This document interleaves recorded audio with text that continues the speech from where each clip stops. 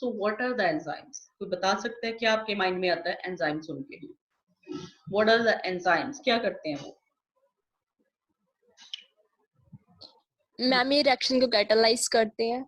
Reaction को catalyse करते हैं, ठीक है। रेट ऑफ रिएक्शन को फास्ट या स्लो करते हैं, अल्टर करते हैं, चेंज करते हैं, है ना। जैसे आप केमिस्ट्री में एक कैटालिस्ट करते हो, राइट, इनऑर्गेनिक कैटालिस्ट करते हो, ये क्या एक तरह की बायो कैटालिस्ट है, ठीक है। इनऑर्गेनिक कैटालिस्ट और एंजाइम में ये डिफरेंस है कि जो इनऑर्गेनिक कैटालिस्ट है, बहुत सारे डिफरेंसेस है, मेजर डिफरेंस ये है कि इनऑर्गेनिक कैटालिस्ट हायर टेम्परेचर पे भी वर्क करते हैं।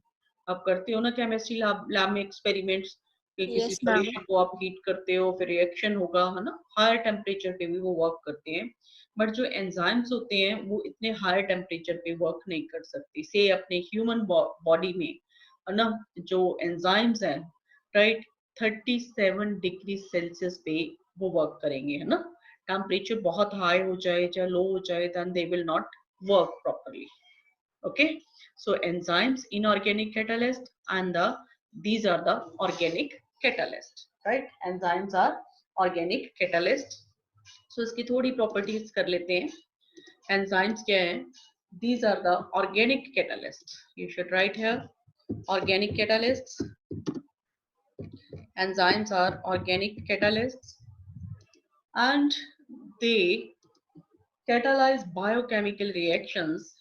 Enzymes catalyze biochemical reactions, catalyzed biochemical reactions, and they catalyze biochemical reactions without being utilized themselves. खुद यूटिलाइज नहीं होंगे, ठीक है। बायोकेमिकल रिएक्शन करवा दिया, फिर से फ्री हो जाएंगे to enter again into the biochemical reactions, to enter again into the cycle of the biochemical reactions, ठीक है।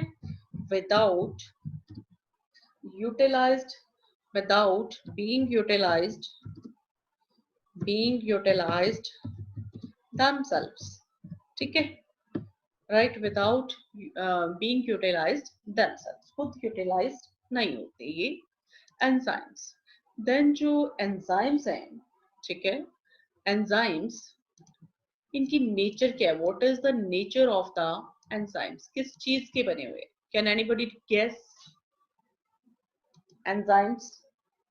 मैम कुछ राइबोसोम्स को भी हम एंजाइम्स बोल हाँ, देते हैं। Very good, very good. And कुछ को तो बोल देते हैं, बाकी मैम बाकी प्रोटीन्स को भी। प्रोटीनेशियस है, यस। तो हम लिखेंगे almost all enzymes all enzymes are proteinaceous, proteins के बने हुए हैं। प्रोटीनेशियस ऑल नहीं लिखा हमने, ऑलमोस्ट ऑल लिखा है, ठीक है। All enzymes are, almost all enzymes are proteinaceous, ठीक है, प्रोटीन्स के बने हुए हैं। जो सारे डाइजेस्टिव एंजाइम्स एक्सेट्रा हमने किए थे, है ना, वो प्रोटीन्स के बने हुए थे। Almost all enzymes are proteinaceous except the ribozymes, except the ribozymes, right, except ribozymes, okay, except ribozymes। ribozymes क्या है अभी? what are the ribozymes? Ribonucleic acid enzymes और आरएनए एंजाइम्स कहते हैं। जो आरएनए एज एंजाइम एक्ट करेंगे, those are called the ribozymes, okay, those are called the ribozymes.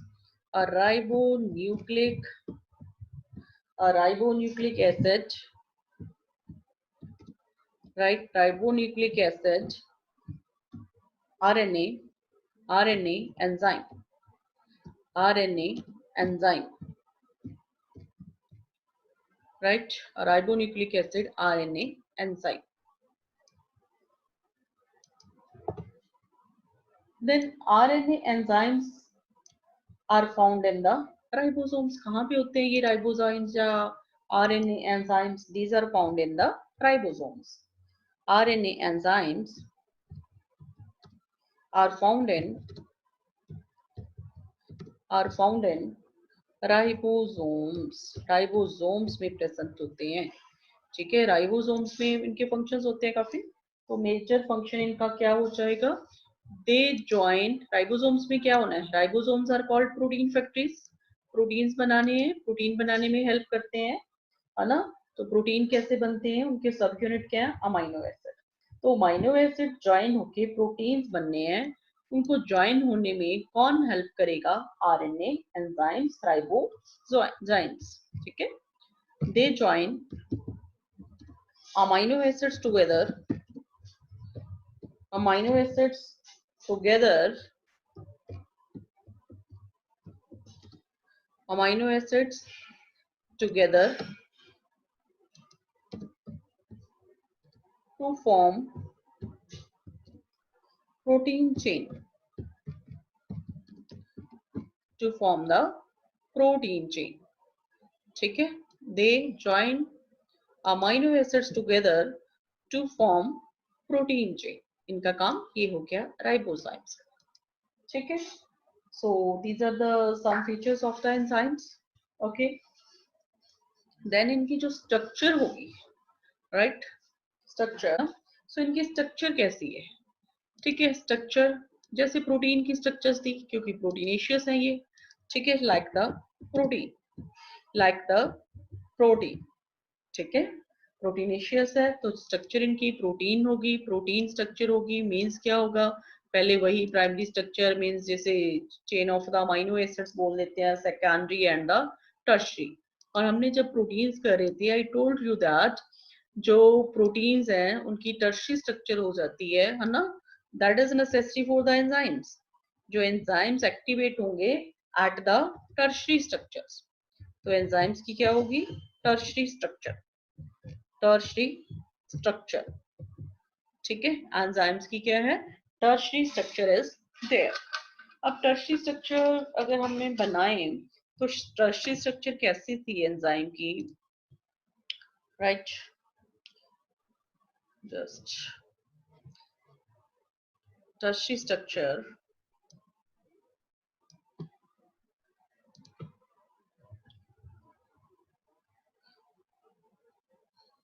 ठीक है, कुछ ऐसे like this is the tertiary structure. तो टर्शरी स्ट्रक्चर में, टर्शरी स्ट्रक्चर थी, टर्शरी स्ट्रक्चर में देखो ये क्या कुछ बन रहा है, यहाँ पे पॉकेट्स ही बन रही है छोटी छोटी, है ना, पॉकेट्स ही बन रही है ये छोटी, क्रीवाइसेस बन रही है ये, these are called the active sites, these are called the active sites, active sites, these are called the active sites, active sites of the enzymes, active sites of the enzyme, जो these pockets हैं, ठीक है, ये pockets बन रही हैं, pockets बन रही हैं, these are called the active sites, pockets बन रही हैं, या फिर हम कह लें क्रेवाइसेस हैं जो गड्ढे से बन रहे हैं, crevices, those are called the active sites. तो एक्टिव साइट पे क्या होना है, एक्टिव साइट पे क्या होगा, सबस्ट्रेट फिट होगा, ठीक है। एक्टिव साइट किसके लिए जगह है, this is the place for the substrate, ठीक है, substrate fits here, substrate, substrate fits here, substrate किसे बोलते हैं भाई, व्हाट इज द सबस्ट्रेट, जिसके साथ वो रिएक्टेंट कह लो आप, जिसके साथ जो रॉ मटेरियल है एंजाइम एक्ट करेगा, that is called the substrate, ठीक है। सबस्ट्रेट यहाँ पे फिट होगा, ठीक है, अपना जो भी रिएक्शन होगा, देन फिर क्या बन जाएगा, प्रोडक्ट बन जाएगा, ठीक है। एक्टिव साइट पे सबस्ट्रेट फिट होगा, रिएक्शन होगा, देन क्या होगा, प्रोडक्ट बनेगा, ठीक है। तो यहाँ पे एक लाइन लिख लेते हैं हम, यहाँ पे enzyme catalyzes reaction at high rate through their active sites. Enzymes catalyzes enzymes, enzyme कर लो जा, enzyme catalyzes reactions at high rate, at high rate through their active sites.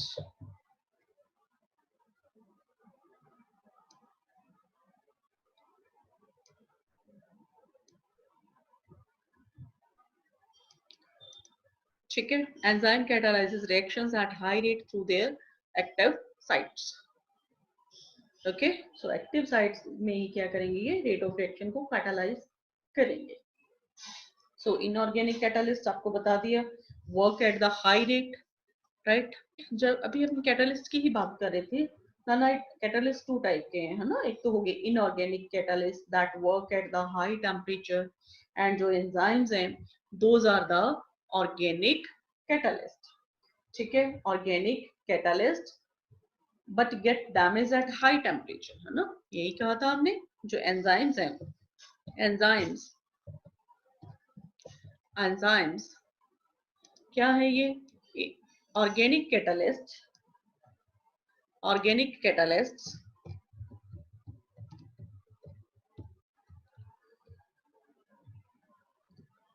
which damage that, the next point लिख लेते हैं, these are the organic catalysts and get damaged at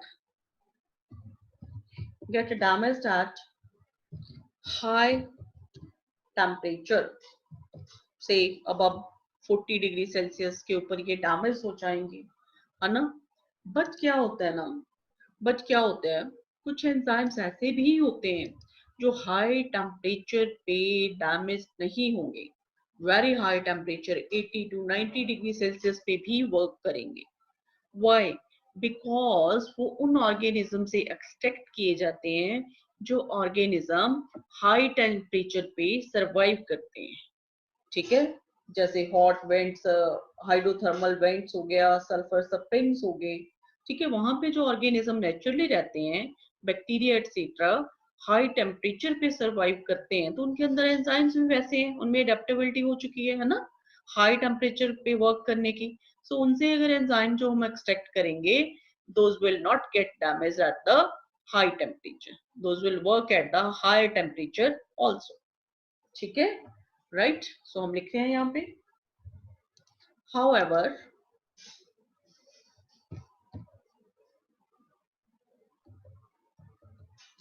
enzymes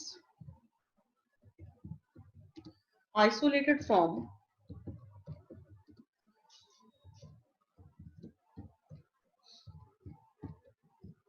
organisms who normally live under high temperature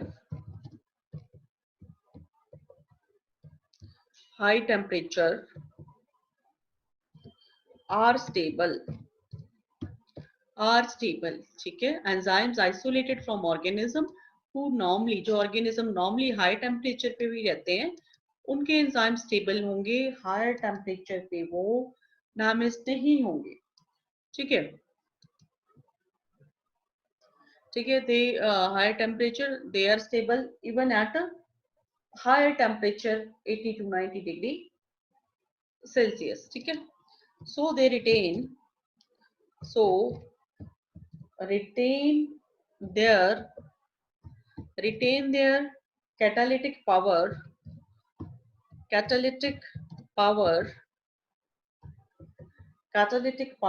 even at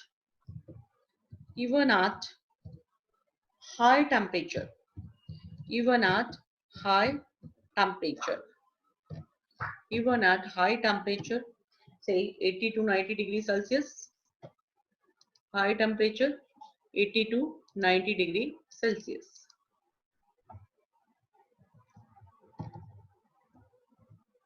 80 to 90 degree ऊपर डाल लो, degree Celsius, 80 to 90 degree Celsius.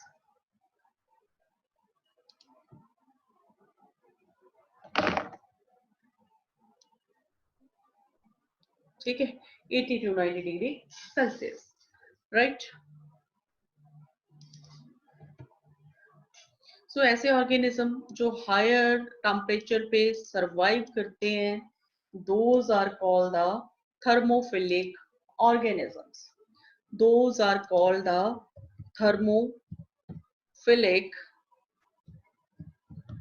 thermophilic organisms those are called thermophilic organisms, right.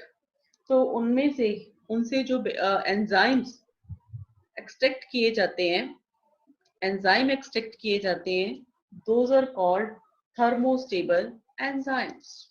Enzymes extracted from thermophilic organisms are called thermostable enzymes. Thermostable enzymes, ठीक है, thermostable enzymes. ठीक है, ऐसा ही एक thermophilic organism है, ठीक है, एक बैक्टीरिया है Thermus aquaticus, this is the thermophilic organism. इससे थर्मोस्टेबल एंजाइम एक्सट्रैक्ट किया जाता है, उस एंजाइम का नाम है टैक पॉलीमरेज। उस एंजाइम का नाम क्या है? Taq polymerase. ये अब जब हम बायोटेक्नोलॉजी पढ़ेंगे ना 12th में, 12th का चैप्टर है बायो टेक्नोलॉजी, उसमें आएगा ये, ठीक है। इस बैक्टीरिया का नाम बहुत इंपॉर्टेंट क्वेश्चन बनता है ये, और मैंने आपको यहीं पे एग्जांपल दे दी।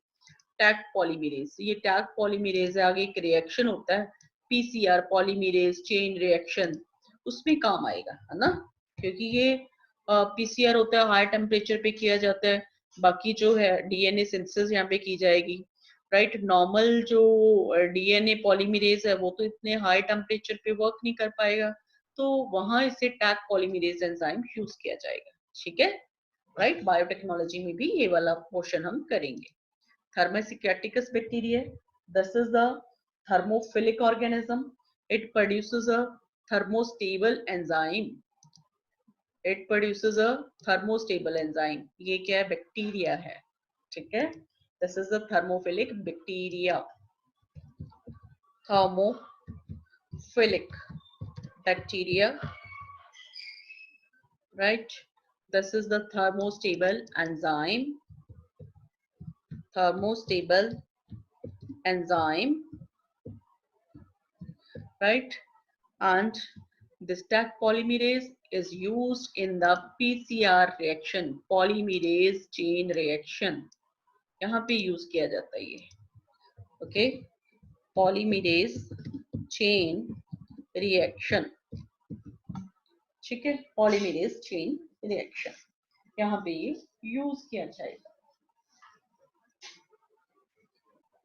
देन आ जाते हैं केमिकल रिएक्शन। एक केमिकल रिएक्शन आप केमिस्ट्री में बहुत सारी करते हो, है ना, ठीक है। एक रिएक्शन है, हमने रेस्पिरेशन में किया था, क्या किया था कि carbon dioxide, just 1 minute, so carbon dioxide, ठीक है, carbon dioxide plus plus water, carbon dioxide और वाटर क्या बनाते हैं? H2CO3, carbonic acid, H2CO3 carbonic acid बना दिया इन्होंने, ठीक है। They form the carbonic acid, carbonic acid बन गया। In the absence of the enzyme, in the absence of the enzyme कितने मॉलिक्यूल्स बनते हैं कार्बोनिक एसिड के? In absence of enzyme, right, कितने मॉलिक्यूल्स बनते हैं? 200 molecules, 200 molecules of carbonic acid are formed, of H2CO3 are formed, ठीक है। इतने मॉलिक्यूल्स बन रहे हैं in absence of the enzyme. 200 molecules of H2CO3 are formed in 1 hour, ठीक है, 1 घंटे में इतने मॉलिक्यूल्स बन रहे हैं in 1 hour, right, in 1 hour। But अगर हमने एंजाइम डाल दिए, कार्बोनिक एनहाइड्रेज डाल दिया, ठीक है, कौन सा एंजाइम नीडेड होता है?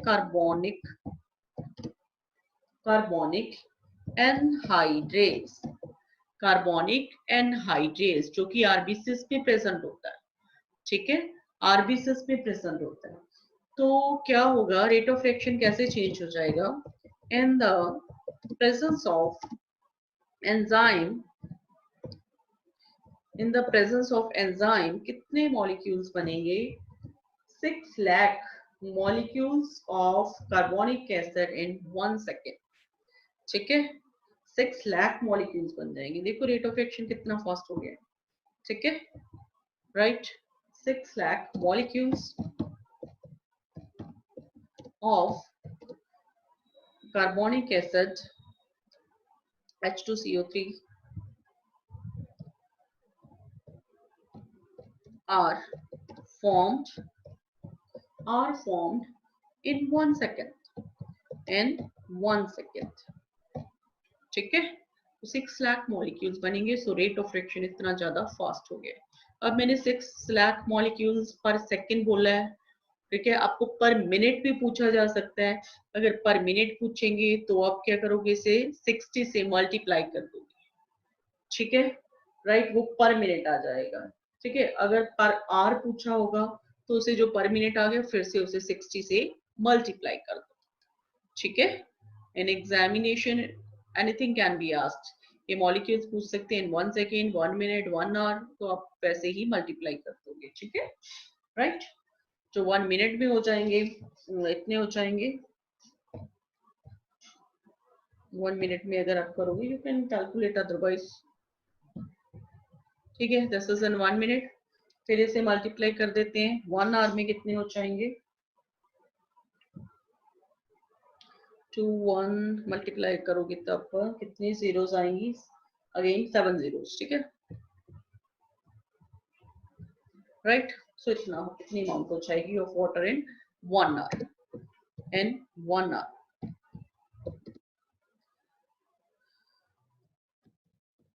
ठीक है। 1 मिनट में दिस वन,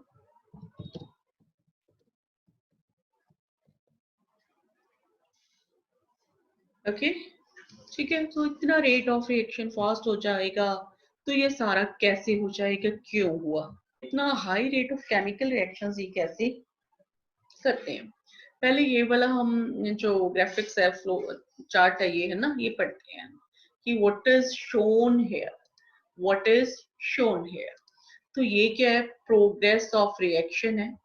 ये कौन सा एक्सिस है, एक्स एक्सिस है, ये याद रखना, ठीक है। वाई एक्सिस की तरफ क्या दिया हुआ है, पोटेंशियल एनर्जी, ठीक है। कई बार ये क्वेश्चन में भी आ जाता है कि एक्स एक्सिस की तरफ क्या है और वाई एक्सिस की तरफ क्या दिया हुआ है। इस कोई भी डायग्राम आपको ऐसा कोई ग्राफ दिया हुआ है तो यू शुड नोटिस दैट, ठीक है। सो यहाँ पे एक्स एक्सिस की तरफ प्रोग्रेस ऑफ रिएक्शन है, वाई एक्सिस की तरफ पोटेंशियल एनर्जी है।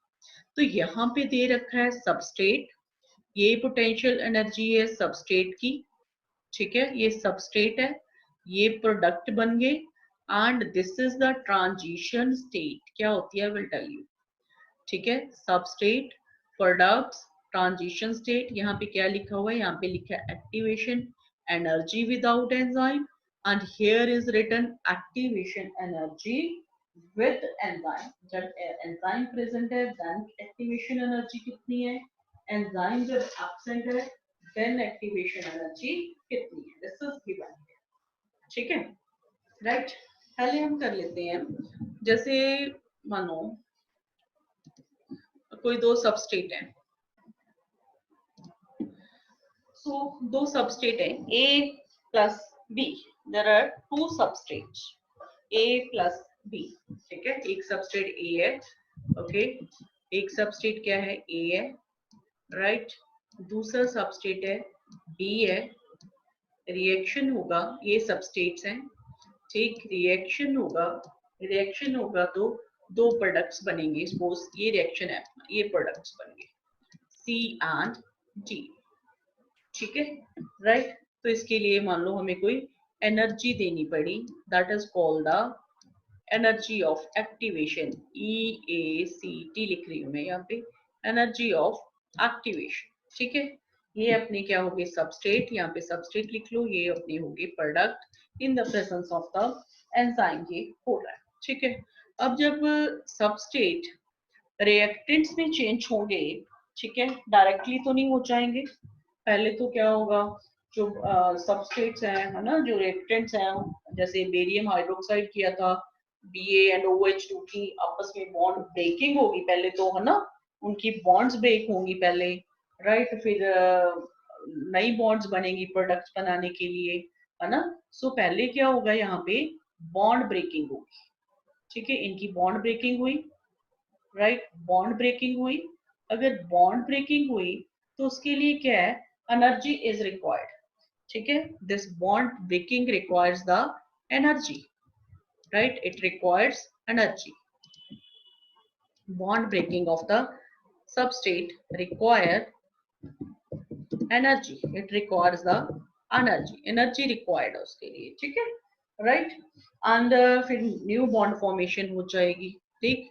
सो एनर्जी रिक्वायर्ड है उसकी बॉन्ड ब्रेकिंग के लिए, राइट। तो right, that is called the activation energy और द फ्री एनर्जी। जब फिर मैं सिंपली कहूँ, जब हम कहते हैं कि रिएक्टेंट्स प्रोडक्ट में चेंज हो गए, रिएक्टेंट्स प्रोडक्ट में डायरेक्टली नहीं चेंज हो जाते, तो उसके लिए क्या आती है, इंटरमीडिएट स्टेट आती है। जब वो right, that is called the transition state, right. Reactant enzyme से अटैच होगा, एक इंटरमीडिएट स्टेट बनेगी, एंजाइम से अटैच नहीं भी हुआ तब भी इंटरमीडिएट स्टेट बनेगी, that is called the transition state.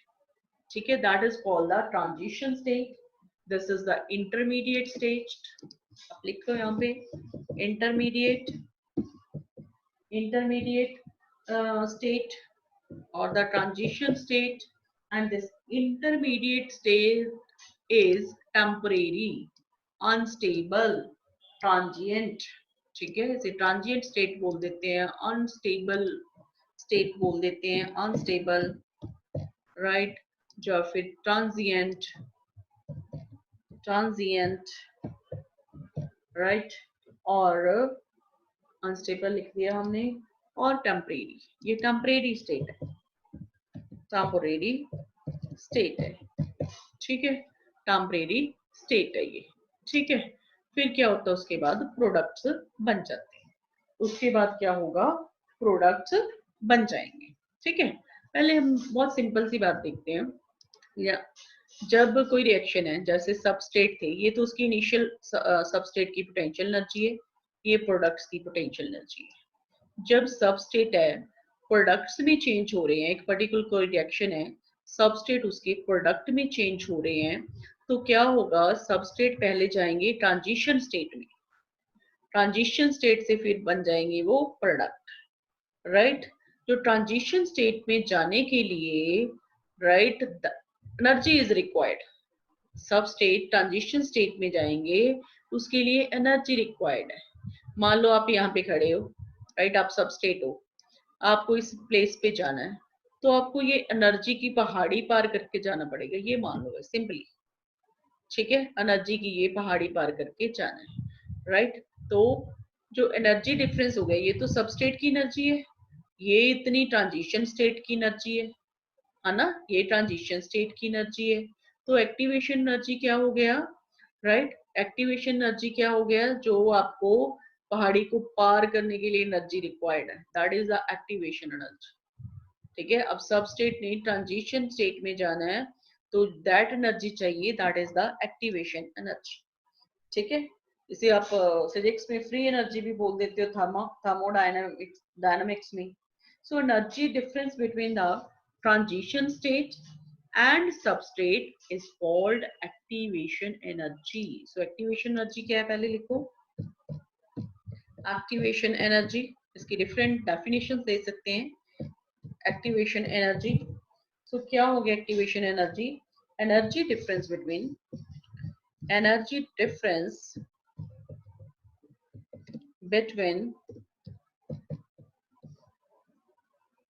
transition state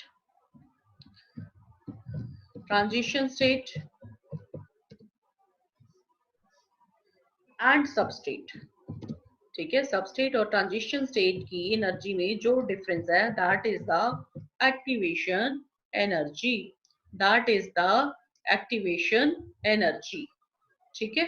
वो एक्टिवेशन एनर्जी होगी, जो एनर्जी डिफरेंस है ट्रांजिशन स्टेट एंड सबस्टेट की एनर्जी में, that is the activation energy, ठीक है। या फिर हम कह सकते हैं activation energy, this is the energy required by the activation energy, this is the energy required by the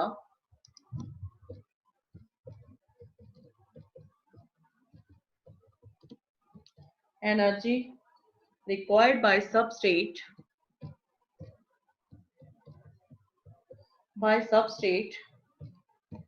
to transfer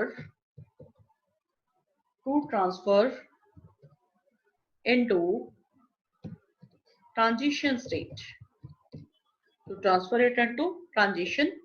state, ठीक है। एनर्जी रिक्वायर्ड बाय सबस्टेट को ट्रांजिशन स्टेट में ट्रांसफर होने के लिए जो एनर्जी रिक्वायर्ड है that is called activation energy, ठीक है। जैसे सिंपली कह लें हम कि रिएक्शन को फास्ट करने के लिए जो एनर्जी रिक्वायर्ड है। अब देखो, जब एंजाइम प्रेजेंट नहीं है, ठीक है, एक्टिवेशन एनर्जी विदाउट एंजाइम, जब एंजाइम प्रेजेंट नहीं है तो इतनी एक्टिवेशन एनर्जी चाहिए। अगर हमने एंजाइम डाल दिया रिएक्शन में तो एक्टिवेशन एनर्जी बहुत कम हो जाएगी, बहुत कम एनर्जी चाहिए, ठीक है। बहुत कम एनर्जी से ही प्रोडक्ट बन जाएंगे, या रेट ऑफ रिएक्शन फास्ट हो जाएगा, है ना। यहाँ पे रेट ऑफ रिएक्शन स्लो था क्योंकि इतने बड़े एनर्जी पहाड़ से गुजर के रिएक्टेंट को प्रोडक्ट में बदलना पड़ रहा था, ठीक है। So with the help of enzyme क्या करते हैं, कैसे रेट ऑफ रिएक्शन को फास्ट कर देते हैं, bye lowering the activation energy, ठीक है। एक्टिवेशन एनर्जी को इन्होंने कम कर दिया, ठीक है। In the absence of enzymes activation energy जो होती है वो बहुत हाई होती है। सो एक लाइन लिख लो, enzymes are lowering the activation energy, ठीक है। लोअरिंग द एक्टिवेशन एनर्जी, उनका काम ये है, उन्होंने एक्टिवेशन एनर्जी लो कर दी। एक और बात ख्याल रखनी है आपने, एंजाइम्स ने क्या काम किया है, जस्ट एक्टिवेशन एनर्जी ही लो की है, ठीक है। बट उन्होंने रिएक्टेंट, जब प्रोडक्ट की जो इनिशियल एनर्जी है प्रोडक्ट की या रिएक्टेंट की वो सेम रहेगी, वो चेंज नहीं की, ठीक है। They do not change the, लिख लो, enzymes do not change the energy of reactants or the products, ठीक है। Enzyme do not change the energy of reactants और द प्रोडक्ट्स, ठीक है। One more line write down, they do not start the reaction, वो reaction start करने के लिए नहीं नीडेड होते, रिएक्शन तो उनके बिना भी हो जाएगा, स्टार्ट उनके बिना भी हो जाएगा, बस ये है कि वो टाइम ज्यादा ले लेगा। जैसे हमने लास्ट एग्जांपल में carbon dioxide water and carbonic anhydrase में देखा था, रिएक्शन तो उनके बिना भी हो रहा था बट टाइम ज्यादा ले रहा है ना, राइट। तो उनकी प्रेजेंस में रेट ऑफ रिएक्शन अल्टर हो जाएगा। So they do not start reaction, they alter the rate of reaction, ठीक है। They do not start reaction but they alter the rate of reaction, ठीक। They do not start the reaction but they alter the rate of reaction, right. इसी graph से आप एक और चीज देखो, राइट, क्वेश्चन कुछ भी बन सकता है इससे। अब देखो रिएक्टेंट की एनर्जी कितनी है, 10 मच, इतनी ज्यादा। प्रोडक्ट्स की कितनी है, इतनी कम, है ना। इतना एनर्जी डिफरेंस हो गया रिएक्टेंट एंड प्रोडक्ट्स में। सो ये रिएक्शन कैसा होगा, मींस एनर्जी इतनी रिलीज हुई है ना, तो एक्सोथर्मिक रिएक्शन है। ये ग्राफ हमें किसका शो हो रहा है, एक्सोथर्मिक रिएक्शन है ये, है ना, ठीक है। This is the exothermic reaction, okay, ठीक है। रिएक्शन है ये, कोई एनर्जी इतनी सारी रिलीज हो रही है, ओके। जो ग्राफ आपकी बुक में एनसीईआरटी में दिया है उससे कुछ भी क्वेश्चन पूछा जा सकता है, आप उस ग्राफ से क्या क्या डिड्यूस कर सकते हो, this is up to us, ठीक है।